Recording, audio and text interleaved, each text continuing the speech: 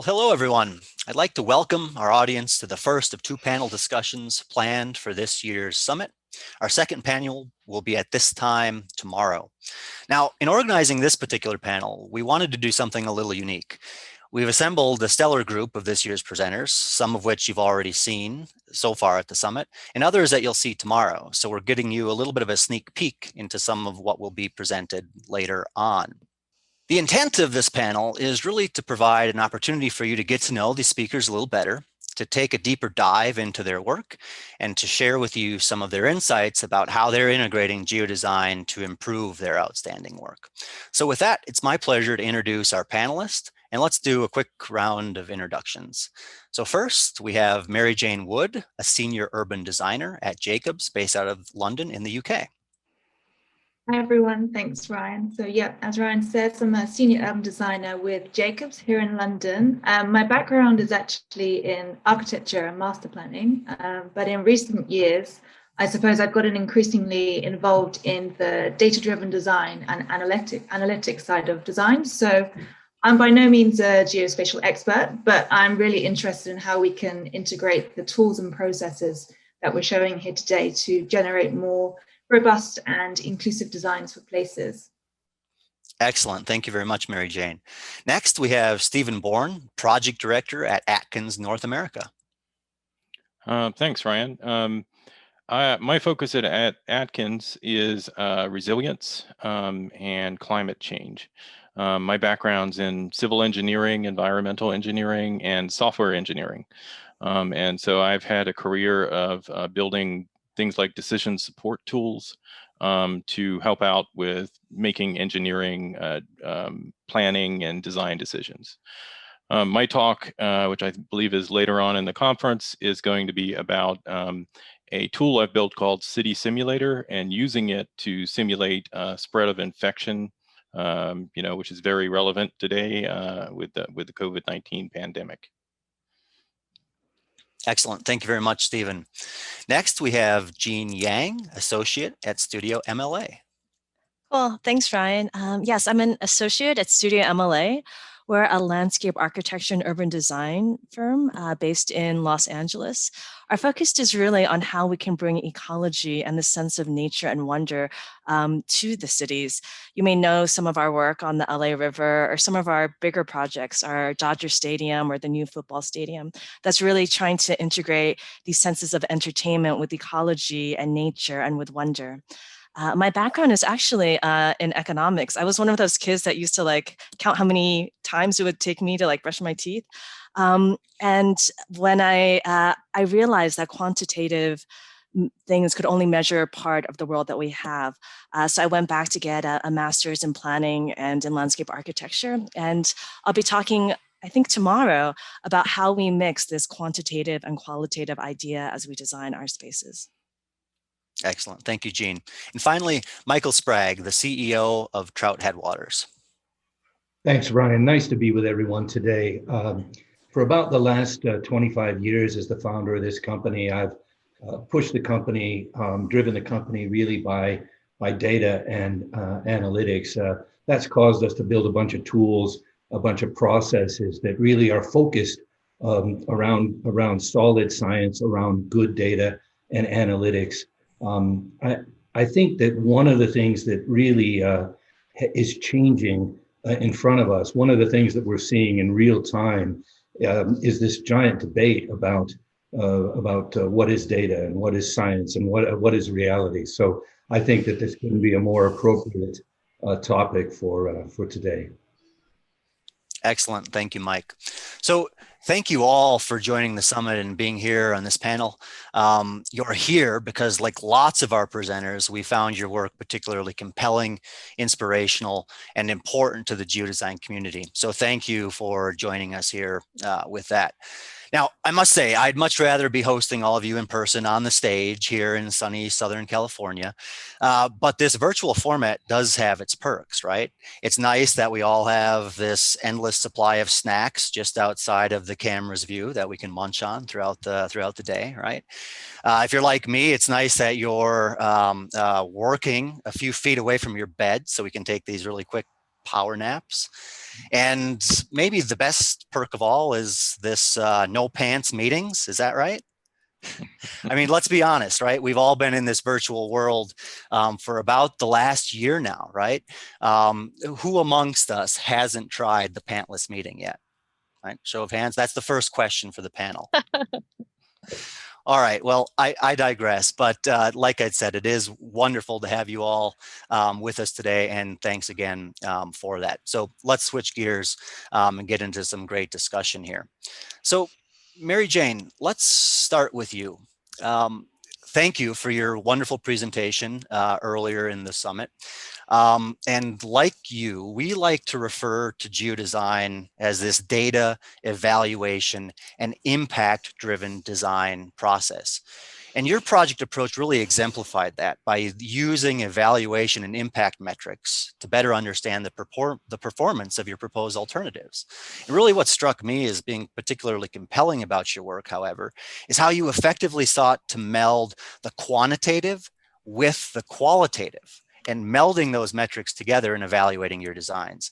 And doing so is really both an art and a science. So help us understand a little bit about how you approached accomplishing that and how that improved the quality of what you folks were ultimately able to engage in your project work. Sure, thanks, Ryan. Well, for us, it was really important to explore the ways in which that we could capture both the measurable and the more intuitive qualities that define the success of this new piece of London. So for those of you that haven't seen it, we're working on a project. It's called Meridian Water. It's an 82-hectare brownfield site in North London, set to deliver 10,000 new homes and 6,000 new jobs over the next sort of 15 to 20, 25 years.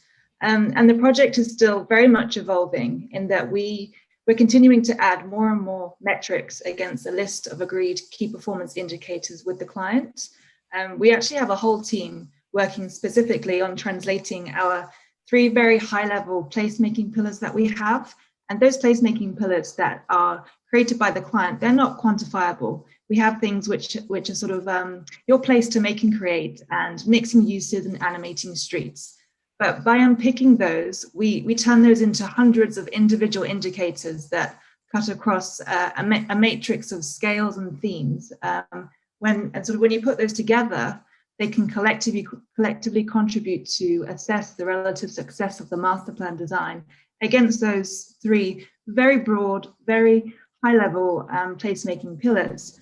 So I suppose if we take your place to make and create, for example, this is all about creating a place that supports a sense of ownership, innovation, and creativity.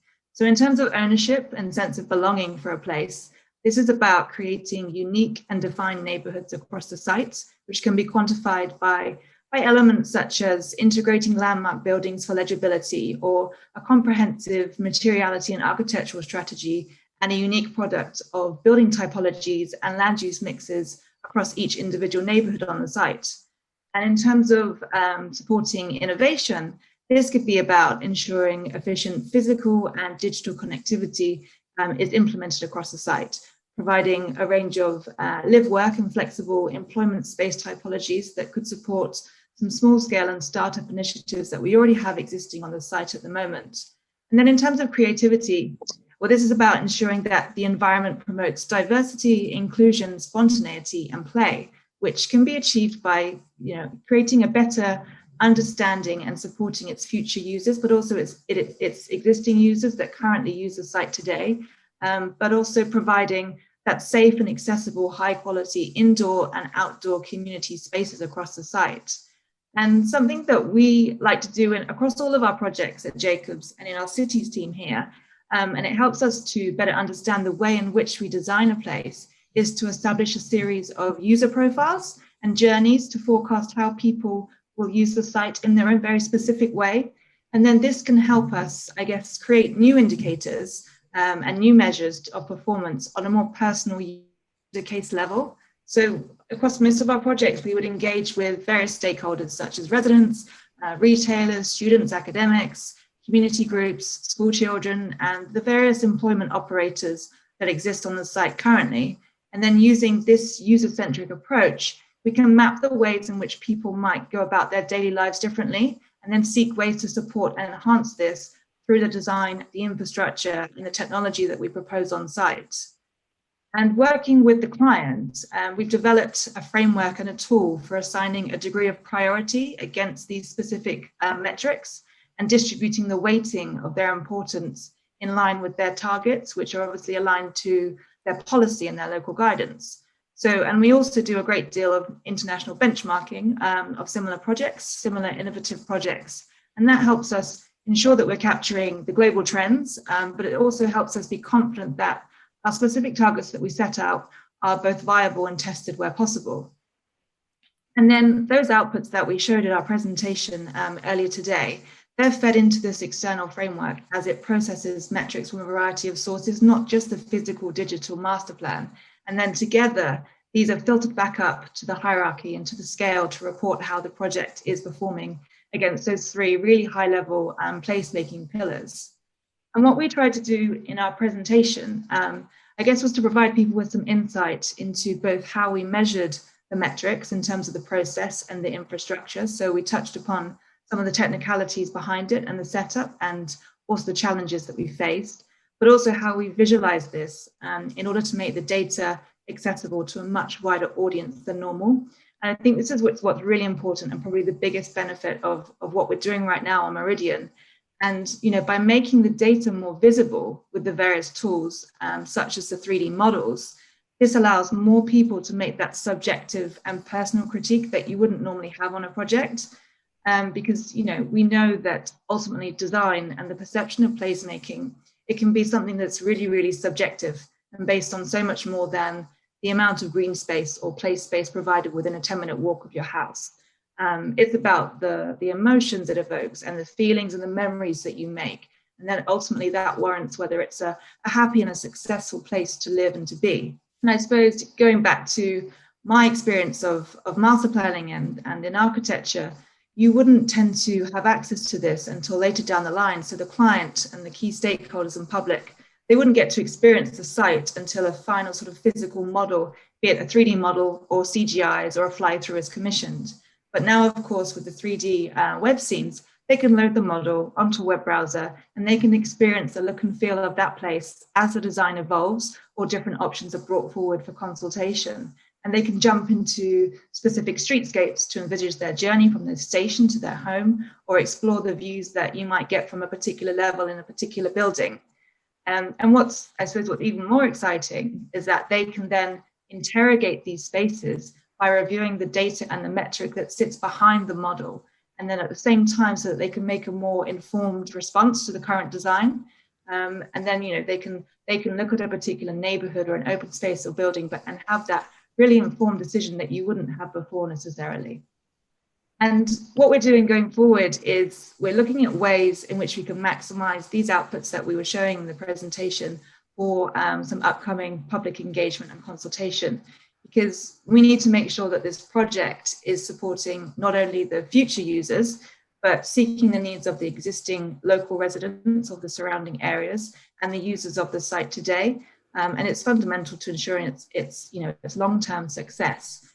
And in developing these digital tools for consultation, we want to allow the public to interact with the master plan, enabling them to comment on what they like and what they don't like about a particular component of the model by actually experiencing it by themselves, and allowing them to sort of make particular comments on particular components or particular options or phases of the master plan. What will this place that they live next to be like in the next 5, 10, 15 years? And how will that impact them?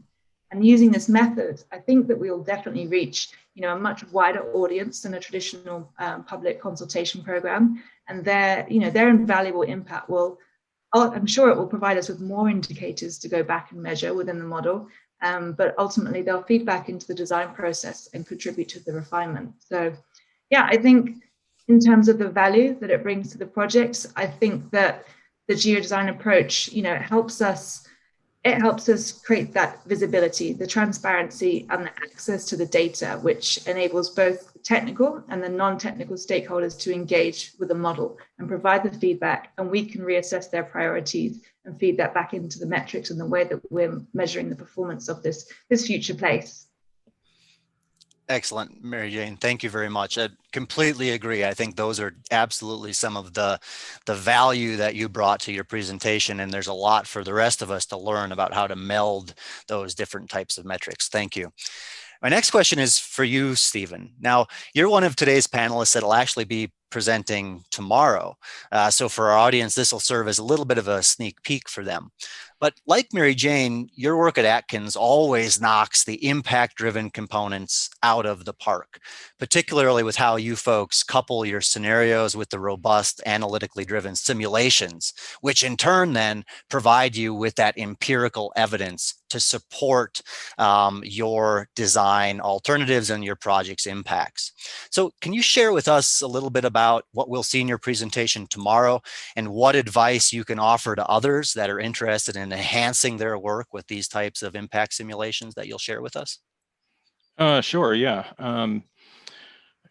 Just as an overview of what you'll see tomorrow, I'm presenting City Simulator. This is a tool that's part of a suite of tools now. We actually have branched out to ports. So we have Seaport Simulator, we have Facility Simulator, Military Installation Simulator, and they all sort of revolve around this idea of simulating as a way of stress testing.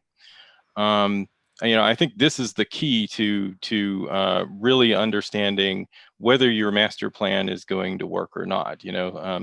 If you're designing something new, you need to consider what challenges it'll face over its lifespan and whether it'll be able to withstand them. Like in civil engineering, for example, we do this quite a bit. Think of buildings in San Francisco. They need to be designed to handle and withstand earthquakes just as much as they need to be designed to function and to be aesthetically pleasing and so on. So, that sort of focus on stress testing is important. It's as much, if you expand that kind of thinking to geodesign, it gets really interesting because geodesign is so wide in scope. It's not just a single building anymore or a single highway. It's an entire, ecosystem of infrastructure and natural systems all sort of working together. And stress testing that becomes, a really interesting problem. In terms of, design, I guess the analog to the building blueprint is the city master plan. And, that typically covers a wide variety of aspects for a city: zoning, business development, capital improvements, improvements to operations, and so on. And traditionally, it's pretty aspirational. The focus is on, how we want to grow, how much we want to grow, those kind of things, sort of writing these things down as sort of, directions we'd like to take.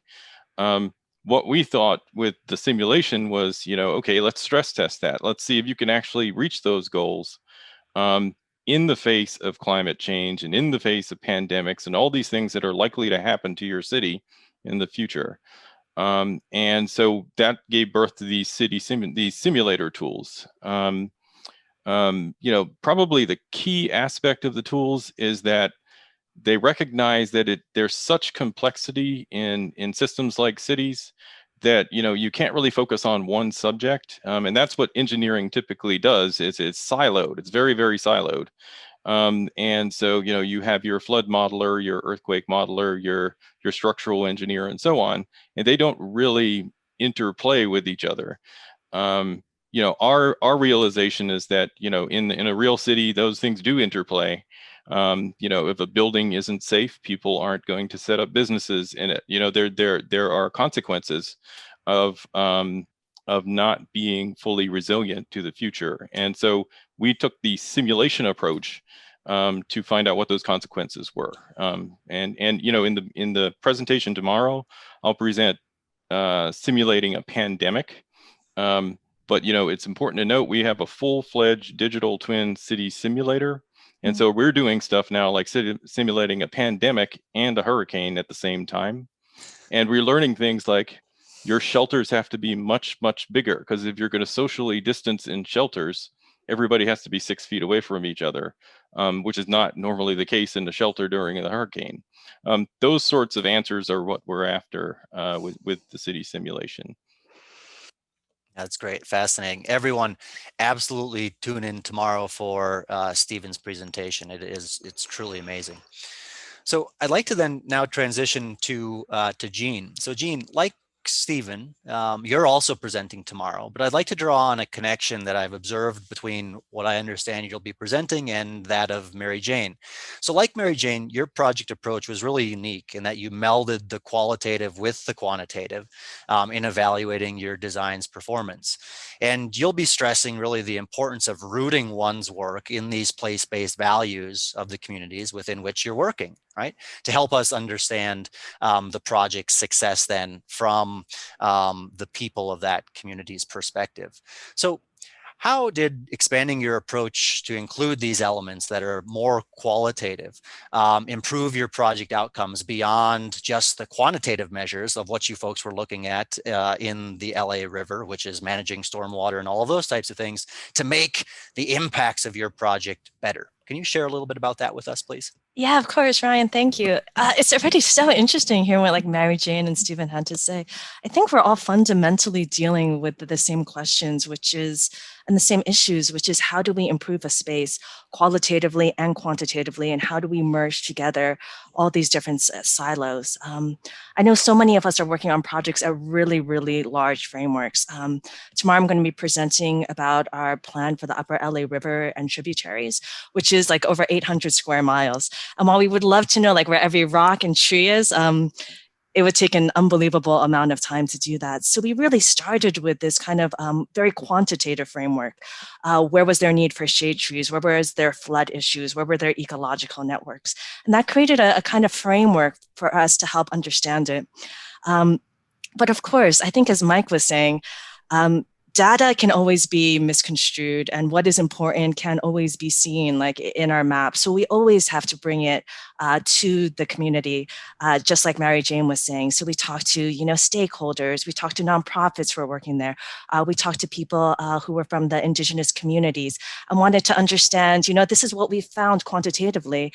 Tell us about what you're doing. How do you use this space? Are we missing some rivers? What are ways that the community kind of like gathers together? What do you want to see? And so I think kind of like Stephen was saying, we tried to simulate it, but I think he did it in a much more sophisticated way than we did. We kind of like took this community input and then we kind of like tested it to see like, okay, what is the stormwater capture that we could get here? How many people would we be serving? How be changing the part networks? And then we're saying, how far do we skew off? Like, are we still creating places that are going to be loved by the community? Do they still meet those qualitative needs? Do they still meet those quantitative needs? So it's kind of like this spin cycle between the two. And tomorrow we're going to show you some examples of what we did. Like there was this area that I think quantitatively just looked like had issues with flooding, with debris, but we learned that this was a really important space for the indigenous community and a space that was really beloved by the communities maybe like 50 or 60 years ago.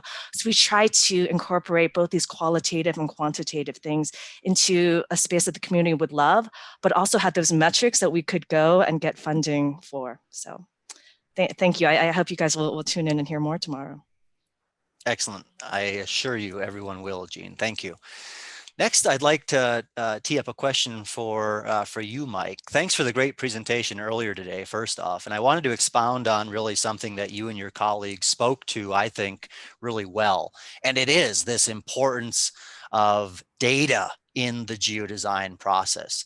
And really, there are a few folks that take the data-driven elements of geodesign as far as the folks at Trout Headwaters. And it occurs to me that the data is really kind of that ingredient, one of those ingredients in your all's secret sauce of what makes your firm's work so successful and unique. So can you help us understand really the importance of these vast data libraries that you folks have assembled and how that really differentiates and elevates your project work compared to others? Ryan, you're right. It actually seems a little obsessive.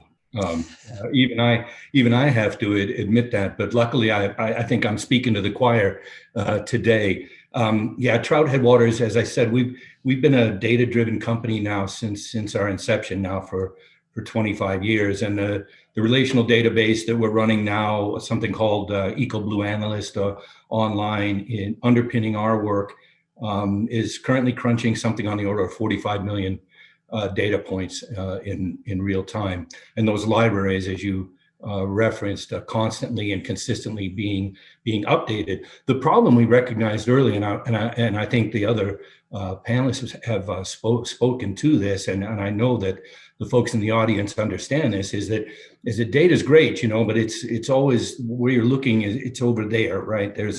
These databases tend to be so discrete, and I think Stephen referenced the word siloed several times. Yeah, this data tends to be spread out, it tends to be disaggregated, and it's very, very hard to understand it all in one place. So the relational database we're running now that's crunching all of this and underpinning this work, we started with a really simple problem, which is that we had ecological restoration and the mitigation or offsets that are created from that sitting in one database at the government, and the impacts, or what would be the demands for those offsets, sitting in another. So this seemed like a really simple problem. We went to the Corps of Engineers and we pointed out that the impacts were in one database and the offsets were in another database. And wouldn't it be great if you could just put all that together so someone could understand what the net result of that was? And the answer, unfortunately, was we're not interested in doing that. So that caused us to start nearly a decade ago now, building this big and robust data set. Our space, ecological restoration, I think like the other presenters today, it's a bit complex, right? You got political and social and regulatory and environmental and other elements, all of these which need to be understood, and they need to be considered if you're going to create changes for example, at a watershed scale, or you're going to create long-term successful ecological restoration. Increasingly, the projects that we're involved in, that restoration is preserved, monitored, and maintained in perpetuity, which I like to say is forever or a little longer. So while, yeah, the data is really vital, it's analysis, it's analytics that are the vital key, and that is the really for us the backbone of the geodesign process in our application. If you don't convert all of that data into something that is practical, useful information, you're lost. You look at, for example, an Excel spreadsheet and you see 100,000 lines by 75 columns run by you, and all that happens is your eyes start to get bleary. So really it's the analytics that are the key here. And the feedback loop, Gene referenced this, that the feedback loop that is vital to really putting that model, right, that data that's been modeled, into understanding how it actually affects the Earth. So we're doing quantitative monitoring on all of these projects to assure that the models we've created, the outcomes that we expected, are indeed what is occurring. And if not, we are more or less in real time as we build these projects out over decades. We are changing and evaluating and adaptively managing those projects for that long-term success. All of this, frankly, is one of the reasons we're so excited here at Trout Headwaters to have recently partnered with Esri to bring a bunch of this data to Esri users as we deploy the new version 6.0 of the EcoBlue Analyst platform. Trout Headwaters and our customers and others, we need more data, and importantly, we need intelligent, smart information that's compiled, that's reduced, that's managed, and ultimately deployed with solid analytics. Excellent. Well, thank you very much for that, Mike. And thank you all for this. This is exceptional, and it exceeded the expectations that I had. I had high hopes for this group, but you guys did a really nice job. Thank you for taking us on a little bit deeper dive into your work and sharing a little bit more about what makes your contributions to the geodesign community really, really special. So thank you. So for our audience, please tune in here at the same time tomorrow for our next panel. We've got another really great set of speakers in our lineup. But right now, however, we're going to transition into a short break, and then we'll come back here for some more great presentations. So I'll see you back here in 30 minutes. Thank you all.